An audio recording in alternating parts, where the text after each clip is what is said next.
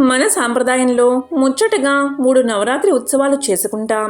మొదటిది చైత్రమాసంలో వచ్చే వసంత నవరాత్రులు, రెండోది భాద్రపదంలోని గణపతి నవరాత్రులు, మూడోవి ఆశ్వయుజంలోని శరన్నవరాత్రులు. పల్లె పల్లెల్లో వినాయక నవరాత్రులు వైభవంగా జరుగుతాయి. మహోదర వినాయకుడికి సంబంధించిన ఈ కథను విన్నా, చదివినా, చెప్పినా, వినిపించినా జన్మల పాపాలు తొలగి కోటి జన్మల పుణ్యం వస్తుంది, సకల శుభాలు కలుగుతాయి. మరి ఆ కథ ఏంటో ఇప్పుడు ఈ వీడియోలో తెలుసుకుందాం. పూర్వకాలంలో మూషికాసురుడు అనే రాక్షసుడు ఉండేవాడు. అతడు మహాగణపతిని జయించాలి అనుకున్నాడు. అందుకోసం అనేకమైన ఉపాయాలు పన్నాడు. శుక్రాచార్యునికి ఇతను ప్రియ శిష్యుడు. గురువు అంటే శుక్రాచార్యుడు మూషికాసురుడికి సూర్యోపాసన విధానం తెలిపి మహాశక్తివంతుణ్ణి చేశాడు. తర్వాత మూషికాసురుడు మదిర అనే రాక్షస కన్యను వివాహం చేసుకున్నాడు. మూషికాసురుడు మోహాసురుడు అనే అసురుణ్ణి గణపతితో యుద్ధం చేయడానికి ప్రేరేపిస్తాడు. ముందుగా తన చెర నుంచి గంధర్వ వనిత చిత్రాంగిని విడిపించినందువల్ల ఆ గంధర్వ లోకాన్ని మోహంలో ముంచేయాల్సిందిగా చెబుతాడు మూషికాసురుడు. మూషికాసురుడి మాట మీద మోహాసురుడు అలాగే చేస్తాడు. ఇదంతా గమనించిన చిత్రాంగదుడు అనే గంధర్వరాజు దీనంతటికీ మూల కారణం మూషికాసురుడే అని గ్రహిస్తాడు. సాటి గంధర్వులతో ప్రవాల క్షేత్రానికి వెళ్ళి ప్రవాల గణపతిని పూజిస్తాడు చిత్రాంగదుడు. అప్పుడు గణపతి వారందరికీ అంటే గంధర్వులందరికీ ధైర్యం చెప్పి తన మాయాశక్తితో మోహాసురుడి ముందు నిలుస్తాడు. భ్రాంతి తొలగిన మోహాసురుడు మహోదర గణపతి పాదాలపై పడతాడు. నన్ను నీలో కలుపుకోవాల్సిందని వేడుకుంటాడు. అతని కోరికను మన్నించిన గణపతి మోహాసురుడిపై దివ్యాస్త్ర ప్రయోగం చేయడంతో అతనిలోని మోహం అంతమవుతుంది. ఆ రాక్షసుడి దేహం నుంచి జ్యోతి బయటకు వచ్చి మహోదర గణపతిలో చేరుతుంది. మోహాన్ని వదిలి సద్గతికి అర్హులం కావడమే. ఈరోజు కొబ్బరి కురుడి స్వామికి నివేదన చేస్తే చాలా మంచిది. ఒకసారి మూషికాసురుణ్ణి ఎలాగైనా తన ముందుకు తీసుకురావాలని వినాయకుడు సూక్ష్మ మరుగుజ్జు రూపాన్ని ధరిస్తాడు. అప్పటి వరకు గణపతి వెనుకనే మూషికాసురుడు మూషిక రూపంతో ఉంటాడు. ఆయన స్థితిని గమనించిన మూషికాసురుడు ఒక్కసారిగా వినాయకుడి ముందుకు వచ్చి విఘ్నేశ్వరుడికి పట్టిన గతి చూసి పటపటా పళ్ళు కొరికి నిజరూపంతో బొర్ర విరుచుకుని విఘ్నేశ్వరుడి ముందు నిలబడి దిక్కులు అదిరేలా సింహనాదం చేస్తాడు. విఘ్నేశ్వరుడు బలిష్టమైన అతని శరీరాన్ని చూస్తాడు. అప్పుడు మూషికాసురుడు నిర్లక్ష్యంగా విషపు నవ్వు నవ్వుతూ ఇలా అంటాడు: విఘ్నం నీ బానిస కనుక ఏం చేసినా చేశావు, కాని నేను నీ జన్మ విరోధిని. సింహస్వప్నం అనే మాట నీవు వినే ఉంటావు.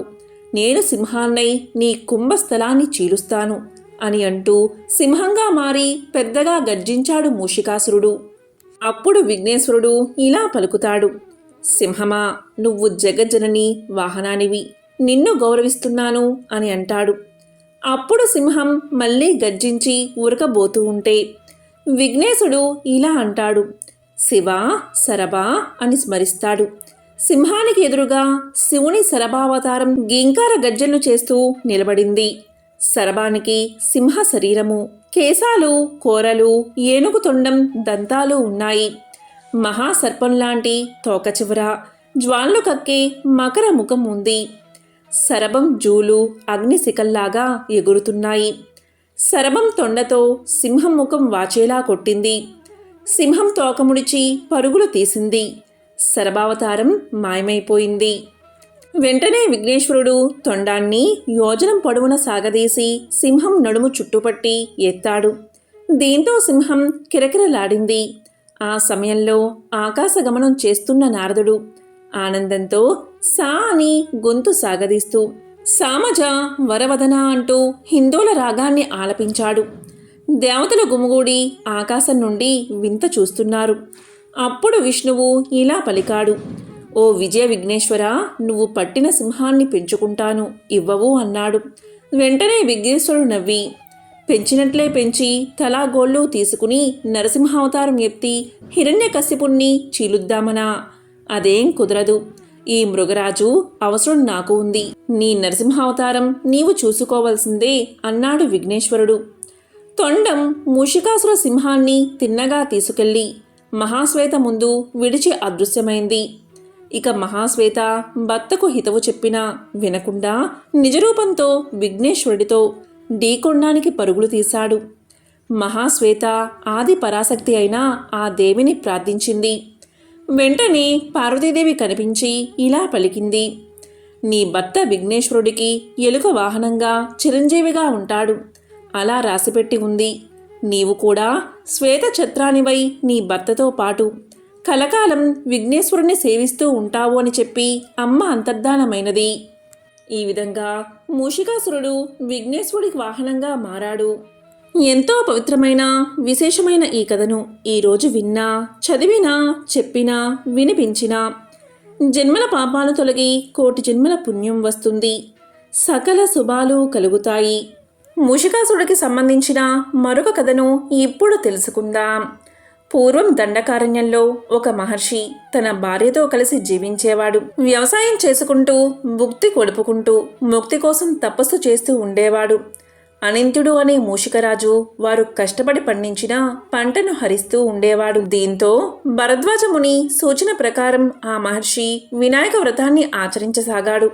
ఇక ఉద్యాపన చేస్తూ ఉండగా ఆ నివేదనలు కూడా మూషికరాజు హరించాడు. దీంతో అసురుడువై జన్మించు అని మహర్షి భార్య మూషికరాజును శపించింది. ఫలితంగా ఆ మూషికరాజు యక్షరాజైన కుబేరునికి కొడుకుగా జన్మించాడు. ఒకసారి తండ్రితో పాటు మణిద్వీపానికి వెళ్ళాడు. అక్కడ జగన్మాత సమక్షంలో ఉన్న బంగారు పాత్రలోని జ్ఞానామృతాన్ని మూషికంగా మారి ఆస్వాదించాడు. దాంతో జగన్మాత కోపగించి మూషికాసురునిగా అసురజన్మ ఎత్తుదువుగాక అని శపిస్తుంది. అంతేకాకుండా కామ క్రోధాది అష్టదుష్ట శక్తులను అంతం చేసినవాడికి నీవు దాసుడు అవుతావని శపించింది. ఆ విధంగా అష్టదుష్ట శక్తులను అంతం చేసిన వినాయకుడికి మూషికరాజు దాసుడయ్యాడు. ఇది మూషికాసుర వృత్తాంతం. వివాహం కొత్త ఇంట్లోకి ప్రవేశించే సమయంలో సైతం వినాయకుడికే తొలి స్థానం. పురాణాల ప్రకారం గణేశుడు పార్వతీ పరమేశ్వరుల పుత్రుడు. అయితే వినాయకుడు బ్రహ్మచారి అని, తనకు పెళ్లి జరగలేదని అనేక కథలు ప్రచారంలో ఉన్నాయి. ఎందుకు అంటే వినాయకుడు బ్రహ్మచారిగా ఉండాలని కోరుకున్నాడట. కానీ వినాయకుడికి ఒకరితో కాదు, ఏకంగా 2 మహిళలతో వివాహం జరిగిందని కొన్ని పురాణ కథలు చెబుతున్నాయి. దైవక యోగం ద్వారా 2 స్త్రీలను వినాయకుడు పెళ్లి చేసుకున్నాడట. ఆ కథలేంటో ఇప్పుడు తెలుసుకుందాం. ఒకసారి వినాయకుడు ప్రశాంతమైన వాతావరణంలో తపస్సు చేస్తూ ఉంటాడు. ఆ సమయంలో అటుగా వెళుతున్న తులసి గణేశుణ్ణి చూసి ఆకర్షితురాలు అవుతుంది. అంతేకాదు వినాయకుణ్ణి వివాహం చేసుకోవాలని కోరుతుంది. దానికి విఘ్నేశ్వరుడు ఇలా చెప్తాడు: చూడు తులసి, నేను బ్రహ్మచారిని, నిన్ను వివాహం చేసుకోవడం కుదరదు అని చెప్పి ఆమె ప్రతిపాదనను వినాయకుడు తిరస్కరిస్తాడు. దానికి తులసి ఇలా పలుకుతుంది: చూడు విఘ్నేశ్వర, ఆడదాన్నై ఉండి మనసులో కోరిక చెప్పి నీ ముందు పెట్టినా కూడా నీవు నన్ను తిరస్కరించావు. కాబట్టి నీకు ఇదే నా శాపం. నీవు ఎలా అయితే నన్ను పెళ్లి చేసుకోనని తిరస్కరించావో ఆ పెళ్లి నీకు 2 అవుతుంది. 1 కాదు, 2 పెళ్లిళ్ళు అవుతాయని కోపంతో శపించింది తులసి. అలా శాపం ఇవ్వడం గణేశుడికి నచ్చలేదు. వెంటనే కోపంతో విఘ్నేశ్వరుడు ప్రతిశాపాన్ని ఇలా ఇచ్చాడు: చూడు తులసి, నీవు నన్ను వివాహం చేసుకుంటాను అని అన్నావు. నేను బ్రహ్మచారిని కాబట్టి చేసుకోను అన్నాను. ఇందులో నా తప్పు ఏమాత్రమో లేదు కదా. ఇది తెలుసుకోక నువ్వు అహంకారంతో నన్ను శపించావు. అందుకు ప్రతిశాపంగా నీవు ఒక రాక్షసుణ్ణి వివాహం చేసుకుంటావు అని శపించాడు. అందుకే వినాయకుడి పూజలో తులసిని వాడకూడదు అంటారు. దానికి కారణం ఇదే. ఒక్క వినాయక చవితి రోజు తప్ప మిగతా రోజుల్లో వినాయకుడి దగ్గర తులసిని అస్సలు పెట్టకూడదు. ఇలా ఉండగా ఒకసారి విఘ్నేశ్వరుడికి తన రూపంపై, ఆకారంపై కోపం వచ్చింది. దాంతో బ్రహ్మచారిగా ఉండాలని నిర్ణయించుకున్నాడు. ఎందుకంటే తన పొట్ట ముందుకు చొచ్చుకుని వచ్చింది, తన ముఖం కూడా ఏనుగు రూపంలో ఉంటుంది. అందుకే తనను ఎవరూ పెళ్లి చేసుకోవడానికి ఇష్టపడలేదు. దీంతో మనసులో విఘ్నేశ్వరుడు ఎంతో బాధపడ్డాడు. తనకు వివాహం జరగకపోవడం వల్ల ఎక్కడైతే వివాహాలు జరుగుతాయో అక్కడ ఆటంకాలు కలిగించడం ప్రారంభించాడు వినాయకుడు.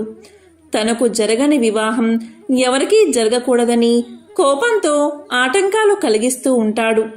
అందుకు తన వాహనమైన ఎలుక సహాయం కూడా తీసుకుంటాడు. అయితే ఇలా వివాహాలన్నీ జరగక ఆటంకాలు కలుగుతూ ఉంటే ఇదంతా చూసిన దేవతలు ఎంతో బాధపడతారు. ఇది ఇలా కొనసాగితే లోక కళ్యాణానికి కూడా ఆటంకం కలుగుతుందని, సృష్టి కార్యానికి ఆటంకం కలుగుతుందని భావించిన దేవతలు ఒకరోజు తమ కష్టాలను తీర్చమని బ్రహ్మదేవుడి వద్దకు వెళ్లారు. వారి బాధంతా విన్న బ్రహ్మదేవుడు ఇలా పలికాడు: దేవతలారా, ఇలా వివాహాలకు ఆటంకం విఘ్నేశ్వరుడు కలిగించడం నాకు ఎంతో బాధగా ఉంది అని ఆలోచిస్తూ ఉండగా బ్రహ్మ మనసులోని ఆలోచన ద్వారా బ్రహ్మయోగం నుండి 2 కుమార్తెలు సిద్ధి, బుద్ధి పుట్టారు. వారిద్దరూ బ్రహ్మదేవుడి మానస పుత్రికలు. ఇక బ్రహ్మదేవుడు దేవతల కష్టాలు తీర్చేందుకు ఆ 2 కుమార్తెలను విఘ్నేశ్వరుడి దగ్గర విద్యను నేర్చుకోవడానికై పంపించాడు. ఆ విధంగా బ్రహ్మదేవుడి ఆదేశాల ప్రకారం గణేశుడు ఆ 2కి బోధన ప్రారంభించాడు. ఇక వినాయకుడి దగ్గరకు పెళ్లి సంబంధం విషయం ఎలుక తీసుకువచ్చినప్పుడు ఈ సిద్ధి, బుద్ధి విఘ్నేశ్వరుడి యొక్క దృష్టిని మరల్చేవారు. ఇలా లోకంలో మళ్లీ వివాహాలు జరగడం ప్రారంభమయ్యాయి. ఈ విధంగా కొన్నేళ్లు సాగగా ఒకరోజు విఘ్నేశ్వరుడికి నిజం తెలిసిపోయింది. లోకంలో అందరూ వివాహం చేసుకుంటున్నారని, దీనికి సిద్ధి, బుద్ధే కారణమని తెలుసుకుని కోపంతో వారిని శపించబోయాడు. ఆ సమయంలో అక్కడ బ్రహ్మదేవుడు ప్రత్యక్షమై ఇలా అంటాడు: చూడు విఘ్నేశ్వర, ఈ సిద్ధి బుద్ధులకు నువ్వంటే ఎంతో ఇష్టం కాబట్టి వారిద్దరినీ నువ్వు వివాహం చేసుకో అని ప్రతిపాదించాడు.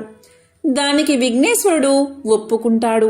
ఆ తరువాత సిద్ధి, బుద్ధులతో విఘ్నేశ్వరుడి వివాహం అంగరంగ వైభవంగా జరిగింది. ఆ తర్వాత వారికి 2 కుమారులు జన్మించారని, వారి పేర్లు శుభం, లాభం అని పురాణాలు తెలియచేస్తున్నాయి. ఎంతో విశేషమైన ఈ కథను వింటే చాలు సకల శుభాలు కలుగుతాయి.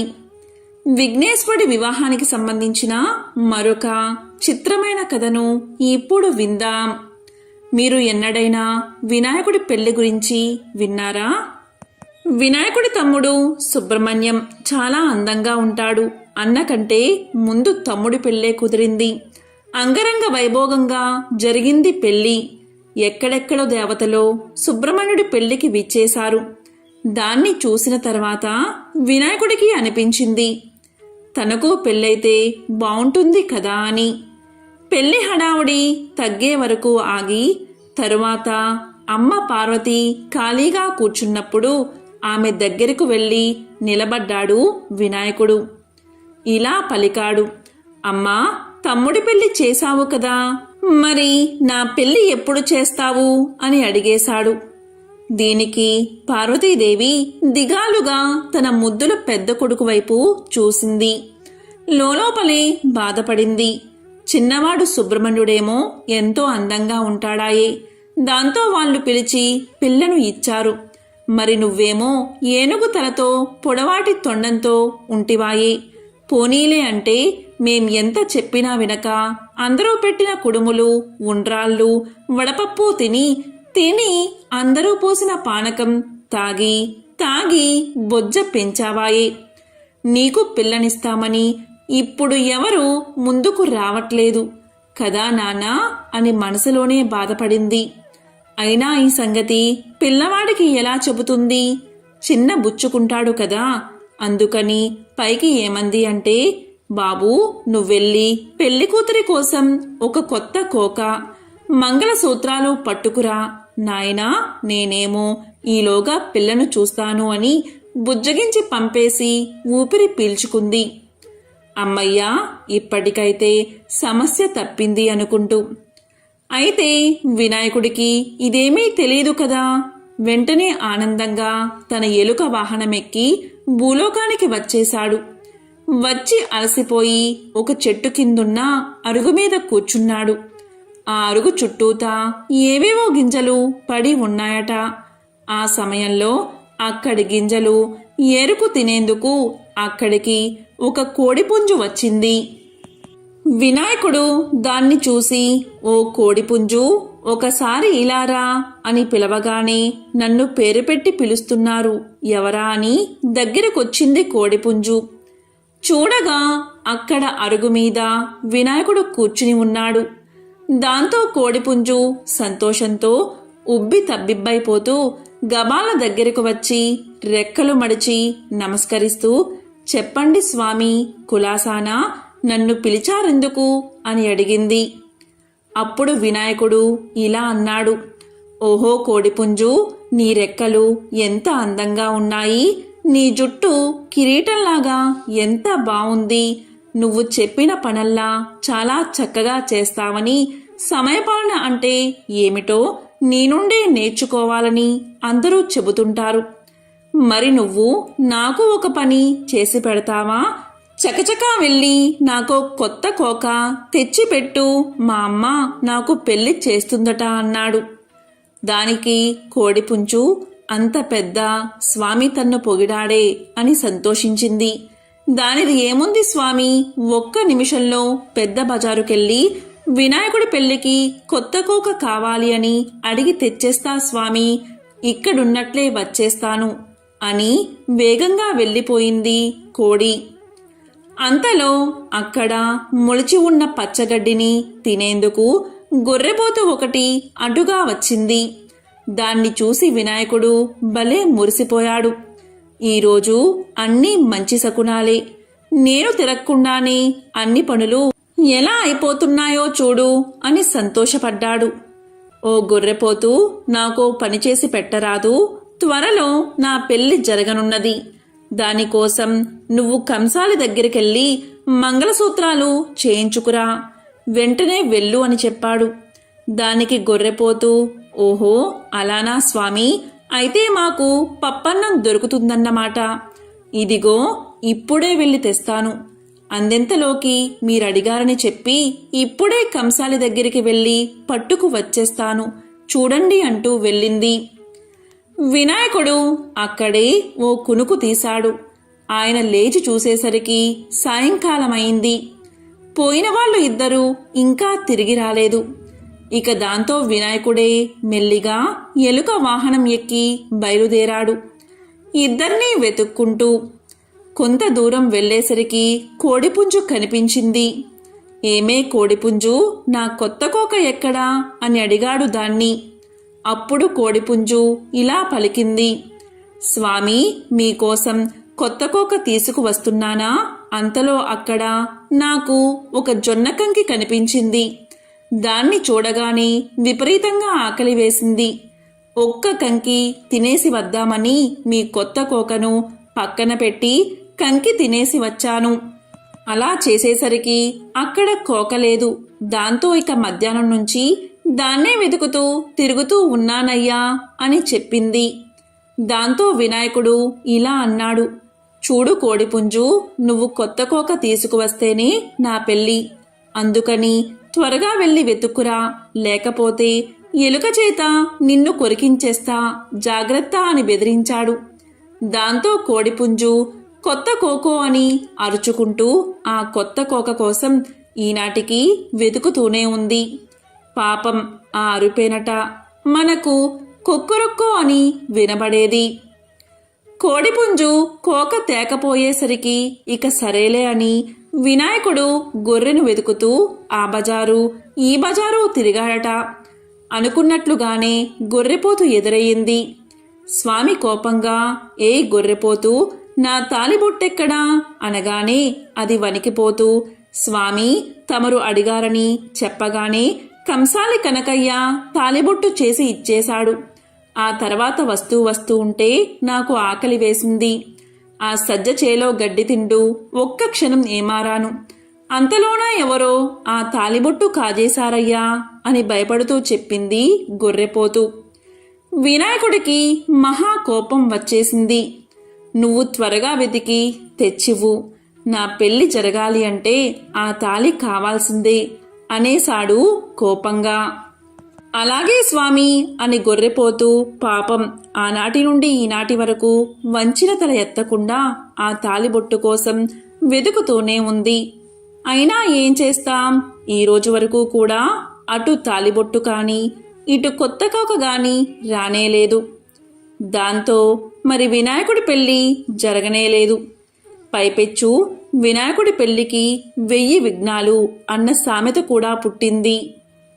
ఒకానొకప్పుడు లక్ష్మీదేవి మానస సరోవరంలో జలకాలాడుతూ ఉండగా పార్వతీదేవి విష్ణు రూపాన్ని ధరించి లక్ష్మిని సమీపించింది.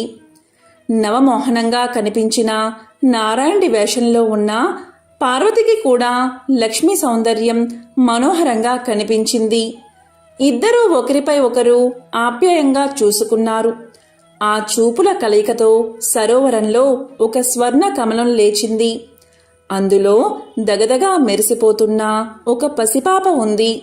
ఇక లక్ష్మీదేవి నారాయణుడి దగ్గరకు చేరి కౌగలించుకుంది.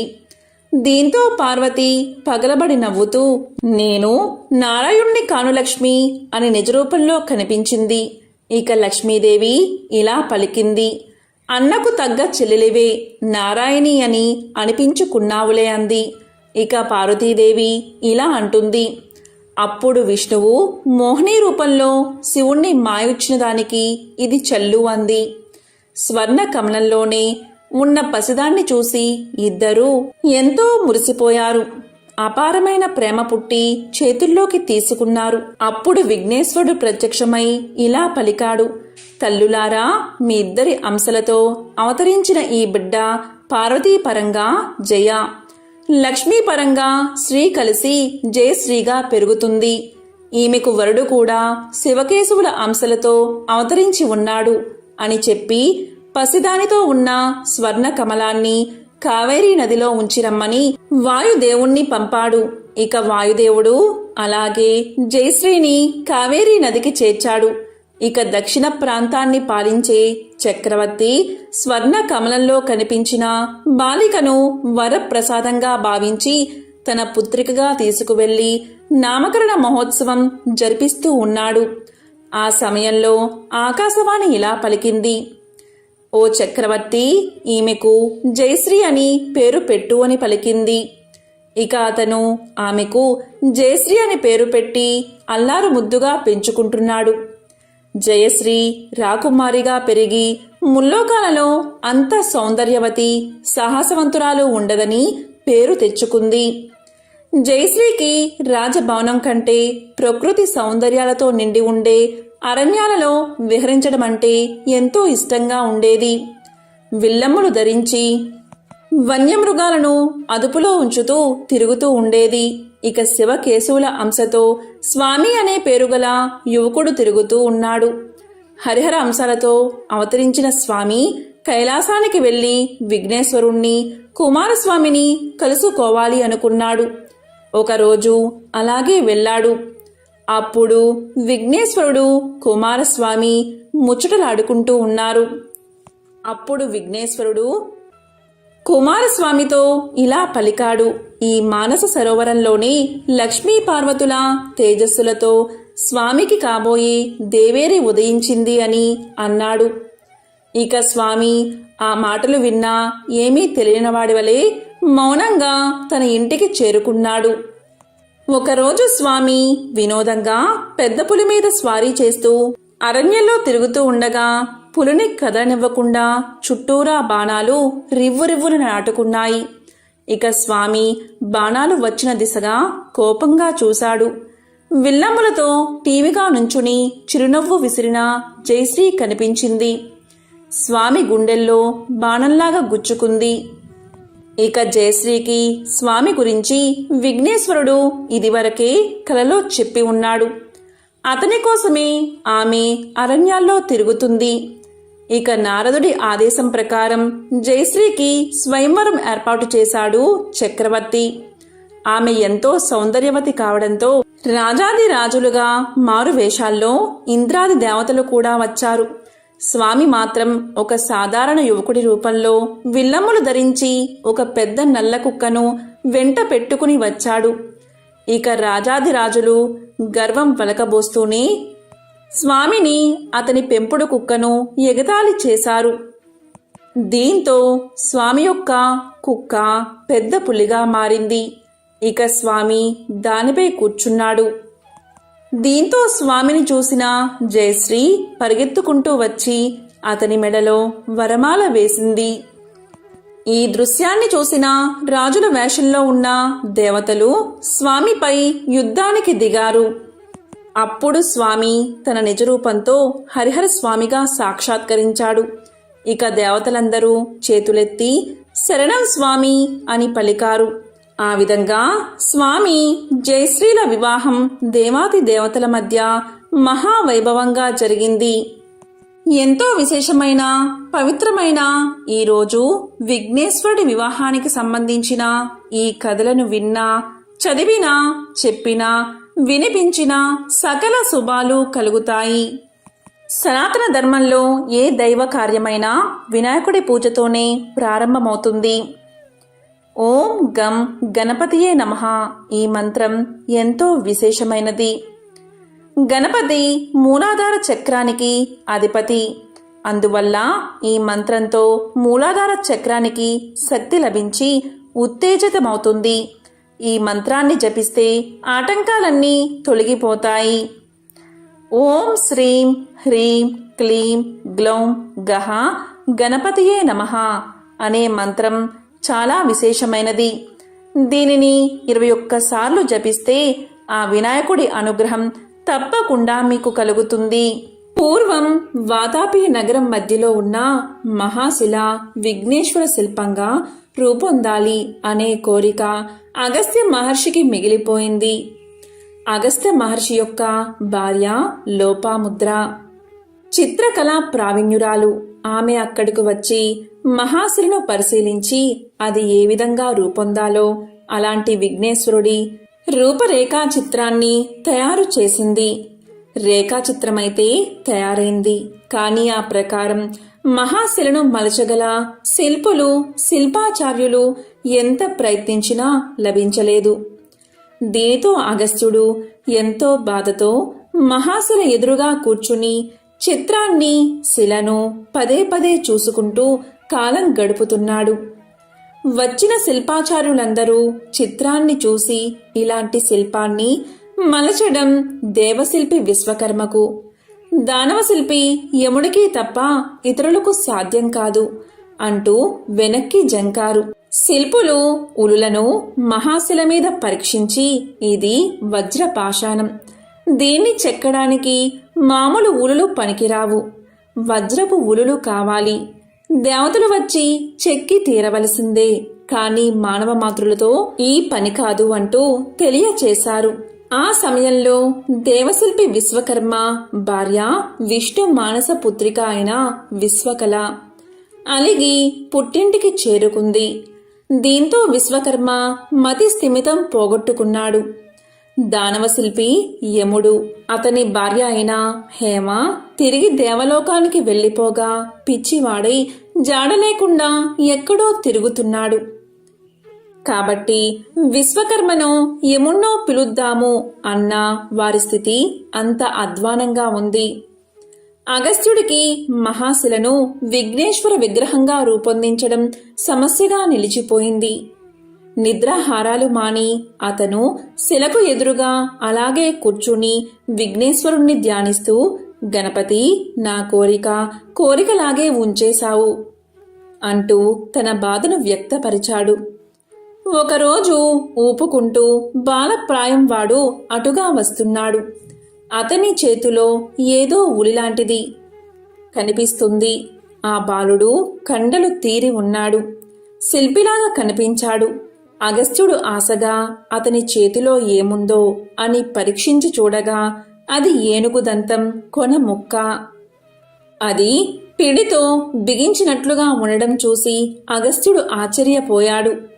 ఇక ఆ బాలశిల్పి అగస్త్యుణ్ణి సమీపించి, ఏమిటో మహాశైలవారు మహాశిల ముందు మంతనాలు ఆడుతూ కూర్చున్నారు. ఏమైనా పని దొరుకుతుందేమోనని ఇలా తిరుగుతున్నాను అన్నాడు. అతని మాటలు మధురంగా అగస్త్యుడికి పారవస్యాన్ని కలిగించాయి.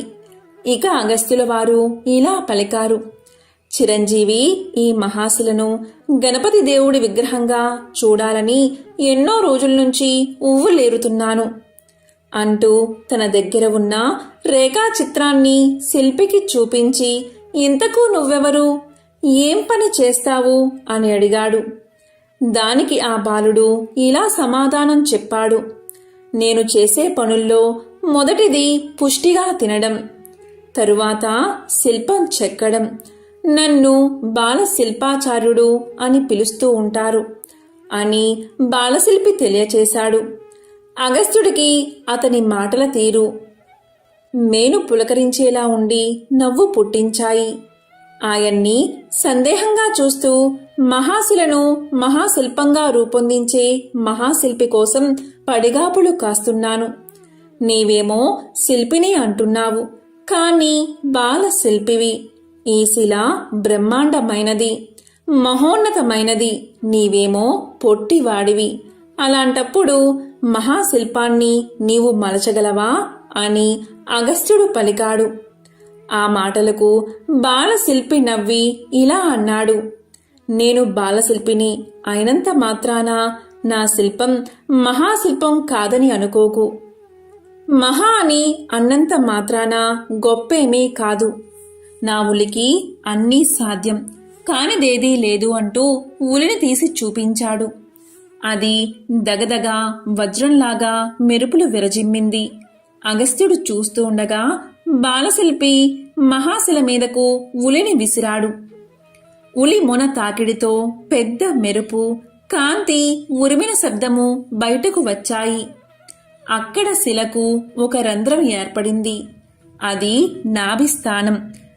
మూర్తి శిల్పానికి నాభిస్థానం చాలా ముఖ్యమైనది. అందున లంబోదరుడి నాభి అంటే వినాయకుడి నాభి. లంబోదరంతో శిల్పం ప్రారంభమైందన్నమాట అని బాలశిల్పి చెప్తుంటే, రాతి నుండి లంబోదర లక్ష్మీకర అంటూ మాలవ రాగంగా సన్నగా పాట అగస్త్యుడికి వినిపించింది. ఇది అయస్కాంత రాయి. చెక్కుతున్నప్పుడు ప్రచండమైన విద్యుత్ వెలువడుతుంది. కనుక శిల్పను చెక్కడం పూర్తయ్యే వరకు ఈ చుట్టుపక్కల ప్రజలను ఉండనివ్వకూడదు. ధ్వనులు కూడా వినిపిస్తాయి. నగరవాసులు భయపడి కంగారు పడవలసిన అవసరం లేదు. కాబట్టి ఓ మహర్షి, ఇక నీవు వెళ్ళవచ్చు. వెళ్ళి నిశ్చింతగా నిద్రపోయి తెల్లవారుజాముకి ఇక్కడికి రావచ్చు. అప్పటికి శిల్పం పూర్తవుతుంది అని చెప్పాడు బాలశిల్పి. దానికి అగస్త్యుల వారు ఆశ్చర్యపడ్డారే కాని అంతకు మించి మరేమీ అతనికి తోచలేదు. అతని బుద్ధి ఏదో నిద్రలో పడ్డట్లుగా ఉంది. అప్పుడు అగస్త్యుల వారు కొంచెం తేరుకుని రేఖా చిత్ర పటాన్ని తీసి బాలశిల్పికి ఇవ్వబోతూ ఉంటే దానికి బాలశిల్పి ఇలా అంటున్నాడు, ఇదివరకే చూపించావు కదా, ఒకసారి చూస్తే చాలు. పదే పదే చూసుకుంటూ చెక్కే రకం ఈ బాలశిల్పి కాదు. ఒక ఆటలాగా చెక్కుకునే రకం. అంతా అయ్యాక చిత్రం గీసిన వారిని వచ్చి చూసుకోమను. సరిగ్గా ఉందో లేదో, చిత్రానికి ఎంత ఇచ్చావో ఏమో కాని నాకు మాత్రం ప్రతిఫలం ఎంత ముట్ట చెబుతావో చూడాలి అని చిలిపిగా అన్నాడు. అతని చివరి మాటలు అగస్త్యునికి దిగులు పుట్టించాయి. తన భార్య లోపాముద్ర కోరిక మేరకు తీసి ఉంచిన ధనం తప్పితే తన అధీనంలో ఇంకేమీ లేదు. అంతా పంచి పెట్టేశాడు.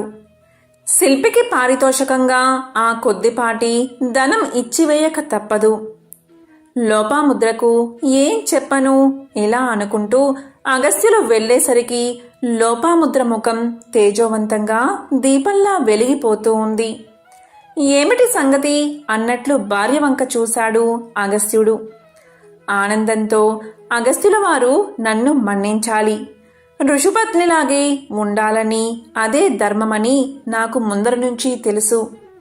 నగలు మంచి బట్టలు కావాలని, ధనం సేకరించుకు రమ్మని నేను ఎందుకు అన్నానో నాకే ఆశ్చర్యంగా ఉంది. ఇప్పుడు ఏదో ఒక మహత్కార్యం నెరవేరడానికి అనిర్వచనమైన ఏదో శక్తి నా నోట ఆ మాటలు పలికించినట్లు తోస్తుంది. నాకు ఏ పట్టు చీరలు వద్దు, ఏ ధనము వద్దు, ఏ ఆభరణాలు వద్దు. నాలో తాత్కాలికంగా ప్రవేశించిన అజ్ఞానం ఇప్పుడిప్పుడే తొలగిపోతుంది అని పలికింది లోపాముద్ర. ఆమె మాటలకు అగస్త్యుడు లోలోపల సంతోషించాడు. శిల్పి కుదిరాడు. శిల్పం తయారవుతున్నట్లే తెల్లవారేసరికి పూర్తవుతుందట అన్నాడు. దానికి ఋషిభార్య లోపాముద్ర ఇలా పలికింది. ఏమిటి, తెల్లవారేసరికి ఆ మహాశిల శిల్పమవుతుందా? ఆ శిల్పి మానవుడా దేవుడా అన్నది. దానికి అగస్త్యులు ఇలా పలికారు. మానవ మాత్రుడే, బాలుడు కూడా. ప్రతిఫలం ఎలా ఇవ్వాలో, ఎంత ఇవ్వాలో ఏమీ తోచకుండా ఉంది అన్నాడు. దానికి లోపాముద్ర ఇలా పలికింది. నా నిమిత్తంగా తీసి ఉంచిన ధనం ఉంది కదా, అది చాలదా అని పలికింది. దానికి అగస్త్యుల వారు ఇలా అన్నారు. తెల్లవారాక ఏదో ఒక విధంగా సరిపెట్టవచ్చులే అన్నారు. అప్పుడు లోపాముద్ర ఇలా పలికింది. రేపు భాద్రపద శుద్ధ చతుర్థి, వినాయక చవితి రోజు. ఆ మహాశిల ధ్యాసలో పడి మీరు నెలలు తిథులు మర్చిపోతున్నారు అంది. దానికి అగస్త్యులు ఇలా అంటున్నారు. ఏమిటి, రేపు వినాయక చవిత? విఘ్నేశ్వర శిల్పం తయారవ్వడం చిత్రంగా ఉందే అంటూ అగస్త్యుల వారు ఆశ్చర్యపడుతూ ఉంటే లోపాముద్ర ఇలా అంటుంది. ఆ శిల్పి బాలుడు కాదు, మానవ మాతృడు కూడా కాదు అంది. భార్య మాటల్లో ఏదో అద్భుత సత్యం ఉంది అనిపించింది అగస్త్యుల వారికి. చాలా రాత్రి గడిచింది. నిద్ర పట్టలేదు. ఉత్సాహం పెరిగింది. ఏం జరుగుతుందో చూడాలని అగస్త్యుల వారు బయలుదేరారు. అగస్త్యుల వారు మహాశిల దగ్గరికి చేరేసరికి అక్కడ కనిపించిన దృశ్యాన్ని చూసి ఆశ్చర్యపోయారు. అలాగే చతికిల పడిపోయారు. కొన్ని వందల ఉలులు శిల్పాన్ని వాటంతట అవే చెక్కుతున్నాయి. రంగురంగుల విద్యుత్ కాంతులు మిరమిట్లు గొలుపుతున్నాయి. కనకనమని శబ్దం, నూరుమంటూ శబ్దం వెలువడుతుంది. ఉలులన్నీ ఏనుగు దంతం కొన మొక్కల్లాగా వజ్రాల్లాగా మెరిసిపోతూ ఉన్నాయి. అది స్వప్నమో నిజమో తెలియక విభ్రాంతిలో మైకం కమ్మి అగస్త్యుల వారు అలాగే సొమ్మసిల్లి నిద్రలోకి జారుకున్నారు. అలా నిద్రపోయిన ఋషి కళ్ళు తెరిచేసరికి ఎదురుగా తట్టి లేపుతున్న బాలశిల్పి కనిపించాడు. తూర్పు తెల్లవారుతున్నది. బాలశిల్పి ఇలా అంటున్నాడు. ఏమిటి మహర్షి, ఇక్కడ ఇలా నిద్రపోతూ ఉన్నావు? యోగ విద్యా పారంగతుడైన నీవు ఈ కలల నిద్ర ఏమిటి? శిల్పం పూర్తయింది. చిత్రం గీసిన వారిని వచ్చి చూసుకోమను. చిత్రించిందంతా సరిగ్గా శిల్పం రూపం పొందిందో లేదో అని బాలశిల్పి అంటూ ఉండగా పల్లెన్నిండా కుడుములు, జలము, పూలు పట్టుకుని లోపాముద్ర అక్కడికి చేరుకుంది. అగస్త్యుల వారు సంభ్రమాశ్చర్యాలతో స్ఫటికంలో మెరిసిపోతున్న విఘ్నేశ్వర మహాశిల్పాన్ని చూస్తూ ఉండగా బాలశిల్పి ఇలా పలికాడు. మరి నాకు ప్రతిఫలం ఏమిస్తావో ఇవ్వు మరి అన్నాడు. ఇక అగస్త్యుడు మాట తడబడుతూ, మహాశిల్పి నీకు ఏమిచ్చినా చాలదు. అయినా చంద్రుడికో నూలు పోగు అన్నట్లు కొద్దిపాటి ధనం తీసి ఉంచాను, తెస్తాను అన్నాడు. ఇక బాలశిల్పి ఇలా పలికాడు. సరే, ఇంతకు రేఖా చిత్ర రచన చేసినందుకు ఎంత ఇచ్చావో చెప్పు. శిల్పం చెక్కడం శ్రమ మాత్రమే, కానీ శిల్పాకృతి అంతా మూలమైన ఆ రేఖా చిత్రానిది. చిత్రాన్ని గీయడం ఊహా సంపన్నమైన మేధస్సుతో కూడిన కళ అన్నాడు. దానికి అగస్త్యుల వారు, అయ్యా బాలశిల్పి, చిత్రాన్ని చిత్రీకరించింది మరెవరో కాదు, నా భార్యే లోపాముద్ర అన్నట్లుగా ఆమె వంక చూశాడు. ఇక లోపాముద్ర ఏదో తన్మయ అవస్థలో మునిగిపోయి ఉంది. అప్పుడు బాలశిల్పి ఇలా పలికాడు, ఏమిటి మహర్షి, నేనైతే ఒక మహానగరాన్ని నిర్మించడానికి సరిపడే ధనాన్ని నీ భార్యకు ఇచ్చి ఉందును. అంత గొప్ప రేఖాచిత్రమది. ఆ ధనమంతా ఆ అమ్మకే చెందుతుంది అన్నాడు. దానికి అగస్త్యుల వారు ఇలా పలికారు, అసలు ఆ ధనాన్ని ఆమె కోసమే తీసి ఉంచాను అన్నాడు అని నోరు జారాడు. దానికి బాలశిల్పి ఆశ్చర్యంగా ఇలా అన్నాడు, ఏమిటి ఇంతకు ఇది స్త్రీ ధనమన్న మాట?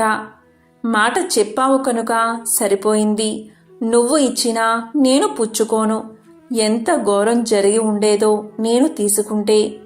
అందులో చిల్లి గవ్వ కూడా నాకు అక్కర్లేదు అంటూ లోపాముద్ర వంక చూసి, అమ్మా నీ చేత్తో ఒక బెల్లం కుడుము నాకు పెట్టు, నాకు అదే చాలు. చెక్కిందానికి బొక్కిందే కూలి అని బ్రహ్మ శిల్పుల నుదుట ఎప్పుడో రాసి పెట్టేశాడు అన్నాడు. ఆ మాటలు వినడంతోనే లోపాముద్ర కుడుముల పెళ్ళాన్ని అతని ఎదుట పెట్టి సాష్టాంగపడి బాలశిల్పి పాదాలు పట్టుకుని, విఘ్నేశ్వర నీ అనుగ్రహంతో మా జన్మలు తరించాయి అంది. దాంతో బాలశిల్పి అదృశ్యమయ్యాడు. అగస్త్యుణ్ణి ఆవరించిన మాయ విడిపోయింది. విఘ్నేశ్వర మహాశిల్పం ముందు ప్రణమిల్లి, విఘ్నేశ్వర నేను ఎంతో గొప్ప యోగాబలం కలవాడిని అని, తపస్సాలిని అని గర్వపడుతూ ఉండేవాడిని. నీ ముందు వట్టి అజ్ఞాన్ని అయిపోయాను. ఎంతటి వాడైనా నీ మాయకు అతీతుడు కాదు అంటూ నమస్కారాలు చేస్తూ లెంపులు వేసుకుంటూ ఉంటే శిల్పంలోంచి వాతాపి గణపతి భజేహం అనే కీర్తన హంసధ్వని రాగంతో మారు మోగుతూ వినిపించింది. అప్పుడు ఆ గానానికి తన్మయుడైన అగస్త్యుడు ఇలా పలికాడు, వాతాపి గణపతి, నీ అద్భుత శిల్పాన్ని నీవే మలుచుకున్నావు. ఇటువంటి మహోన్నత శిల్పం చెక్కడం ఎవరి తరము అన్నాడు. అప్పుడు విఘ్నేశుడి విగ్రహంలోంచి ఇలా పలికాడు, అగస్త్య మహర్షి, నా కోసమని నేను శిల్పం చెక్కుకోలేదు. నీ తృప్తి కోసం నీ కోరిక నెరవేర్చాను అంతే. అందువల్ల ఈ మహాశిల్పం కొంతకాలం మాత్రమే ఉంటుంది. అటు తర్వాత అదృశ్యమవుతుంది. ద్వాపరంలో ధర్మరాజు అశ్వమేధ యాగం సందర్భంలో ఇదే స్థానంలో మరొక పెద్ద విగ్రహాన్ని ప్రతిష్ఠింపచేస్తాడు అంటూ విఘ్నేశ్వరుడి మాటలు వినిపించాయి. ఇక అగస్త్యుడు శిల్పానికి నమస్కారం చేసి పూజలు చేశాడు. కాబట్టి ఎవరైతే ఈ కథను వింటారో లేక చెప్తారో వారి జన్మల పాపాలు పోయి కోటి జన్మల మహాపుణ్యం వస్తుంది. వారి పాపాలన్నీ అగ్నిలో పడిన దూది మాదిరిగా నశిస్తాయి. సకల శుభాలు కలుగుతాయి. ఓం గం గణాధిపతయే నమః. ఓం విఘ్నేశ్వరాయ నమో నమః.